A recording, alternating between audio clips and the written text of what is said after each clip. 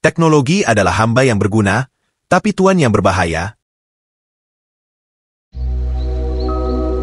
Kita hidup di zaman yang katanya paling cepat, paling canggih, dan paling bebas berekspresi. Tapi di tengah semua kemudahan itu, diam-diam banyak kebiasaan yang justru menggerogoti ketajaman logika anak-anak muda. Ironisnya, kebiasaan ini sering dianggap wajar, padahal efeknya seperti karat yang menggerogoti pisau. Pelan, tapi pasti bikin tumpul. Masa muda adalah fase emas pembentukan otak, di mana koneksi antar sel saraf dibangun dan diperkuat secara luar biasa cepat. Kebiasaan-kebiasaan yang diulang pada masa ini bisa menjadi fondasi jangka panjang. Apakah otakmu akan terbiasa berpikir kritis dan tajam, atau justru menjadi otak yang pasif, mudah terdistraksi, dan kehilangan daya tahan saat menghadapi tantangan? Terus apa saja 10 kebiasaan yang mengancam kecerdasan anak muda? 1.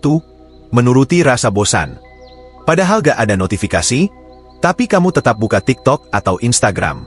Bosan sedikit, langsung cari distraksi. Gen Z hidup dalam era yang membuat kebosanan terlihat seperti musuh. Ketika kamu tidak memberi ruang kosong untuk pikiran, kamu kehilangan kesempatan untuk menjadi lebih cerdas. Secara neurologis, saat otak sedang bosan, ia mengaktifkan bagian kreatifnya untuk pemecahan masalah, imajinasi, dan perencanaan jangka panjang. Tapi kalau setiap potensi momen hening langsung kamu isi dengan scroll, kamu sedang mencabut akar kreativitasmu sendiri. Ironisnya, banyak yang bilang ingin jadi kreatif, tapi tak pernah mau diam sejenak. Padahal, diam bukan berarti pasif. Diam adalah tempat ide dikumpulkan, ditata, dan dilahirkan. Kalau kamu tak pernah membiarkan dirimu bosan, jangan kaget kalau otakmu tak pernah memberikan sesuatu yang luar biasa. 2. Gampang swipe konten short. Kalau terlalu sering swipe konten cepat, maka sistem fokusmu akan dikondisikan untuk berhenti setiap 10 detik. TikTok, Reels, Shorts, sekilas seru, cepat, dan memuaskan. Tapi justru di sanalah bahayanya.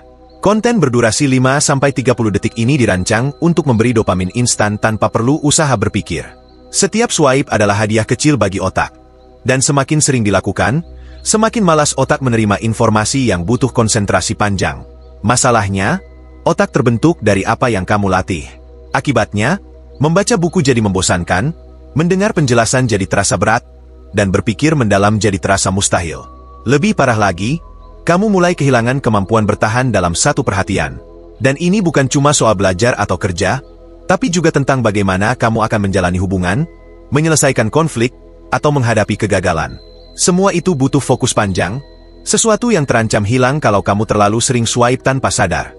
3. Otak diperbudak AI. Ketik pertanyaan, dapat jawaban. Tidak paham materi? Tanyakan ke chatbot. Tugas mendesak? Salin dari generator otomatis. Otak akan belajar bahwa setiap masalah tidak perlu dipahami, cukup ditanyakan. Padahal, di dunia nyata, tak semua persoalan punya jawaban instan. Teknologi memang membantu, tapi saat kamu mulai menyerahkan semua proses berpikir ke AI, ada bagian dari otak yang berhenti bekerja. Masalahnya, AI tidak mengembangkan otakmu, hanya menggantikan fungsinya. Saat ketergantungan ini jadi kebiasaan, kamu mungkin merasa efisien, tapi sesungguhnya sedang mengikis daya tahan mental dan kemampuan berpikir mandiri. Yang lebih gawat, kalau otak sudah terbiasa dimanjakan, maka begitu AI tidak tersedia, kamu bisa lumpuh total. Bukan karena tidak punya alat, tapi karena tidak pernah melatih pikirannya sendiri. 4. Mencari validasi tanpa sadar. Dalam dunia serba terkoneksi, validasi jadi candu baru yang mengatur harga diri banyak orang tanpa sadar. Kamu posting, lalu cek likes. Bikin story, lalu tunggu views. Nggak ada respon? Panik. Ketika nilai dirimu bergantung pada respon orang lain, kamu sedang menyerahkan remote kontrol hidupmu ke tangan luar. Secara psikologis, otak kita memang bereaksi terhadap pujian dan penerimaan sosial. Ada pelepasan dopamin yang membuat kita merasa senang. Tapi kalau ini terus-menerus diandalkan, otak kehilangan kemampuannya untuk merasa cukup dari dalam. Kamu jadi butuh pengakuan terus-menerus agar merasa berharga, padahal dunia tidak selalu responsif seperti media sosial. Ini berbahaya karena lambat laun kamu akan lebih fokus tampil daripada berkembang. Dan saat tidak ada yang melihatmu, kamu akan merasa sia-sia. Padahal justru dalam proses diam-diam itulah keahlian dibentuk, karakter ditempa, dan kebahagiaan sejati tumbuh. 5. Konsumsi konten tanpa proses. Gen Z tumbuh dengan kemudahan akses, tapi sering lupa bahwa kemudahan bukan berarti kemajuan. Scroll, like, skip, ulangi, seharian, Ini kebiasaan yang paling sering dilakukan tanpa sadar, tapi punya efek paling mematikan untuk otak. Saat kamu terlalu sering mengonsumsi konten tanpa mencerna, apalagi yang cepat, dangkal, dan penuh distraksi, otak jadi terbiasa menerima tanpa berpikir. Lama-lama, kemampuan bertanya, menganalisis, dan mengolah informasi jadi tumpul. Padahal otak seperti otot. Kalau kamu cuma kasih asupan tapi nggak pernah dipakai kerja keras, ia akan melemah. Kalau kebiasaan ini dibiarkan, maka setiap informasi yang masuk akan cepat dilupakan, tidak menempel, dan tidak menghasilkan sudut pandang yang dalam. 6. Toxic Productivity. Buka YouTube sambil balas chat, dengar lagu sambil scrolling, kerjakan tugas sambil buka 3 tab lain. Terlihat produktif, tapi sebenarnya otakmu sedang dipaksa melompat-lompat dalam mode panik. Multitasking digital bukan mempercepat kerja, malah memperburuk daya serap dan konsentrasi. Otak manusia sebenarnya tidak dirancang untuk fokus pada 2 hal kognitif sekaligus. Yang terjadi bukan multitasking, tapi rapid switching. Dan setiap kali kamu beralih, ada biaya kognitif yang membuatmu kehilangan fokus mendalam. Dalam jangka panjang, ini bisa menciptakan otak yang gelisah, impulsif, dan mudah kehilangan arah. Dan jika itu yang terbentuk sejak muda, maka berpikir mendalam akan terasa membosankan, padahal justru di sanalah kualitas intelektual dibentuk. 7. Mengabaikan ritme sirkadian. Begadang karena tugas, lanjut scroll sampai pagi, bangun siang, lalu ngopi buat bertahan.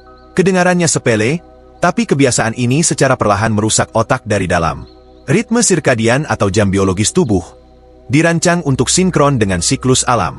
Dan ketika kamu melawannya terus-menerus, efeknya bukan cuma lelah, tapi juga kaburnya fokus, rusaknya memori, bahkan naiknya kecemasan. Otak butuh tidur berkualitas untuk menyimpan informasi, merapikan emosi, dan memperbaiki diri. Tapi Gen Z sering menganggap tidur sebagai aktivitas opsional, bukan prioritas. Padahal, setiap jam tidur yang diabaikan, sama dengan memotong potensi performa mental esok harinya. 8. Banyak input, sedikit output.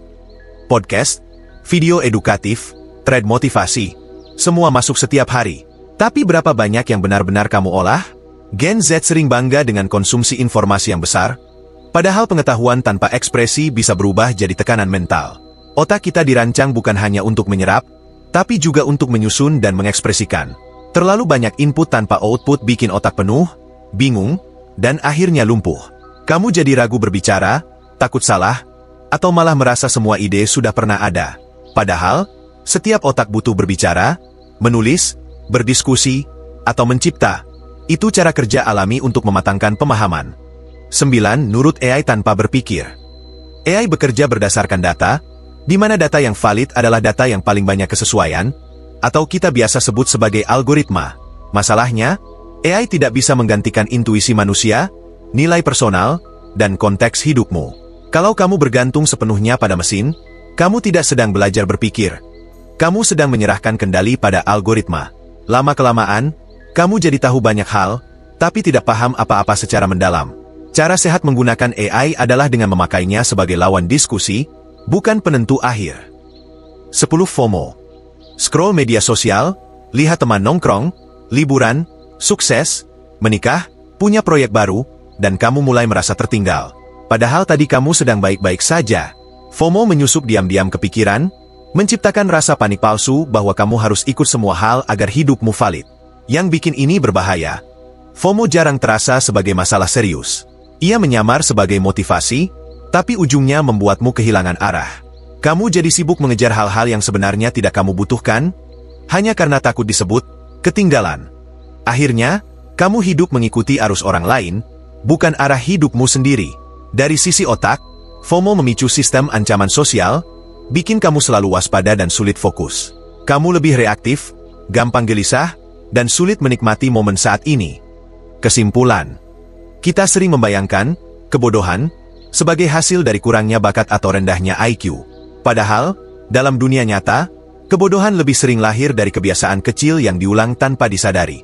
Scroll tanpa arah, begadang setiap malam, mencari validasi, menolak rasa bosan, semuanya terlihat biasa, tapi ketika dikumpulkan, efeknya bisa menghancurkan potensi yang seharusnya tumbuh. Yang paling mencengangkan, masa muda adalah fase emas pembentukan otak. Pilihan-pilihan kecil hari ini, mau fokus atau terdistraksi, mau berpikir atau menyerahkannya ke AI, akan membentuk arsitektur mental yang kamu bawa hingga tua. Dan sayangnya, kerusakan itu sering terasa saat sudah terlambat diperbaiki. Tapi belum terlambat kalau kamu mulai sadar hari ini. Setiap kali kamu memilih diam daripada swipe, berpikir daripada menyalin, tidur cukup daripada lembur tanpa arah, kamu sedang membentuk otak yang tangguh, mandiri, dan cerdas. Karena jadi pintar bukan soal siapa yang paling banyak tahu, tapi siapa yang paling sadar menjaga isi kepalanya.